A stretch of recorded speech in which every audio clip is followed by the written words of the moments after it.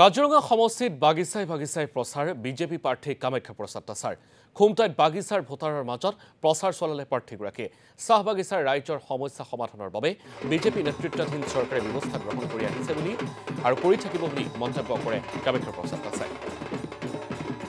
আজি আমি গোটেই খুমটাই সমষ্টিৰ অন্তত 50খন গাঁৱৰ মানুহৰ লগত আমি বাৰ্তালাপ কৰিছোঁ। ক'ৰবাত খোজ কাঢ়িছোঁ, ক'ৰবাত গাড়ীৰে গৈছোঁ, ক'ৰবাত ৰৈছোঁ, এনেকুৱা ধৰণে আমি ডাঙৰ সভা পতা নাই, কিন্তু এনেকুৱা গতিতে আমি ৰাতিপুৱা প্ৰায় 50খন গাঁৱৰ মানুহক হাজাৰ হাজাৰ মানুহৰ লগত আজি আমি চিনা পৰিচয় হৈছোঁ, যিটো আমাৰ পৰিচয়মূলক আজি ভ্ৰমণ আছিল কামাখ্যা প্ৰসাদ তাছাৰ ডাঙৰীয়াৰ।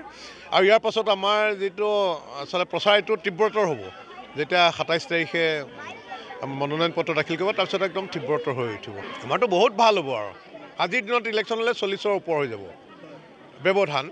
আৰু এইকেইদিনত আৰু কি কৰিব পাৰি চাওঁ, কিন্তু আমি সদায় বেছি নকওঁ, কমকৈ বেছি দেখাওঁ। মানুহৰ ওপৰত বিশ্বাস আছে কাম কৰিব বুলি, যিকোনো মানুহকে যদি যাৰ ওপৰতে বিশ্বাস থাকে তেওঁলোকে আদৰণি জনাব, এই কথা ভাবক। মই বুলিয়ে নহয়, কোনোবা মানুহে যদি বিশ্বাস দিয়ে কাম কৰাৰ বিশ্বাস তেওঁৰ ওপৰত জন্মে, তেতিয়াহ'লে মানুহে আদৰণি জনাব, নহ'লেতো সমালোচনা কৰিব। তেওঁলোকৰ বহুত আশা আকাংক্ষা আছে, বহুত পাবলগীয়া বস্তু আছে। তেওঁলোকে আশা কৰে যে তেওঁলোকে ভৱিষ্যত দিনত পাব, নিজৰ ঘৰৰ সংসাৰখন ভালকৈ চলাটো তেওঁলোকে বিচাৰে। এই দুখত থকা মানুহখিনি ইমান সুখত আহিছে, এইটোৱে ভাল লগা কথা।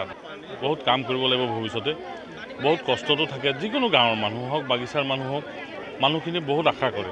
মই ভাবোঁ এই আশাখিনি ফুলফিল কৰিব পাৰিলে আমি ভাল পাওঁ।